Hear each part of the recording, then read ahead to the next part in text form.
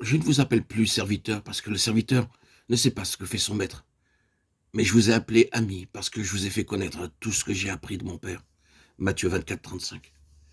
Le Seigneur dit plus tard, je vous ai choisi du milieu du monde afin que de faire de vous mes amis.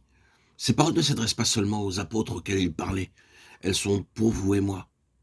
Je vous ai choisi afin de faire de vous mes amis, dit-il.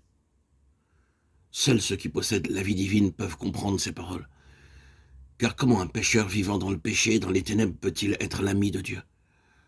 Je vous ai fait connaître tout ce que j'ai entendu de mon Père, dit-il. Et nous pouvons prouver au monde entier que nous sommes les amis du Seigneur Jésus-Christ, parce que jour après jour, ces vérités, ces mystères qui sont cachés aux anges célestes nous sont révélés. Le Seigneur Jésus-Christ nous enseigne ces choses, alors que nous commençons à marcher avec Dieu et que nous apprenons le secret de parler avec lui et de recevoir jour après jour quelque chose de frais venant de lui. Dans Matthieu 17, 25 à 27 et 16, 17, nous voyons un homme qui avait été avec le Seigneur Jésus-Christ pendant 3 ans. Il avait vu beaucoup de miracles et aurait pu dire honnêtement au Seigneur Jésus-Christ, je sais tout de toi, parce que j'ai été avec toi, j'ai parlé avec toi, mangé avec toi, dormi avec toi. Mais le Seigneur Jésus-Christ lui dit, Simon, tu ne me connais pas par la chair et le sang, mais par mon Père céleste qui te l'a révélé. Tu es mon serviteur Israël, en qui je me glorifierai. Ésaïe 49, 3. Lorsque la vie même de Dieu viendra en vous, vous serez capable de dire, je connais maintenant le Seigneur, car sa vie même coule en moi constamment et abondamment.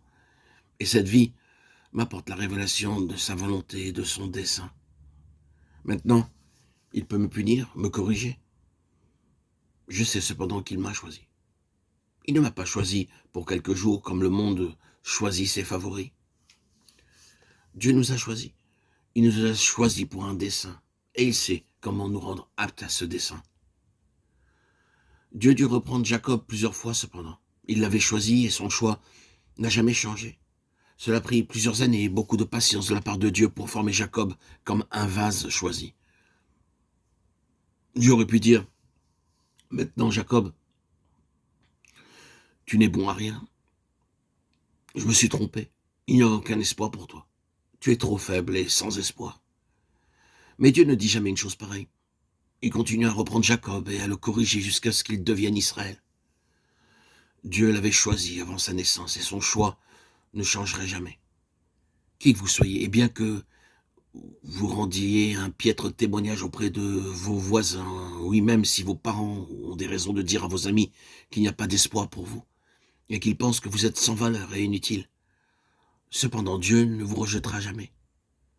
Si vous êtes un véritable croyant, et il continue à vous dire, mon enfant, je t'ai choisi, bien que tu me blesses et que tu sois défaillant à mon égard, cependant je t'ai choisi. Le Seigneur vous dit, tu peux m'abandonner, mais je ne t'abandonnerai jamais. Je t'ai choisi pour l'éternité. Oh, quel amour, quelle grâce,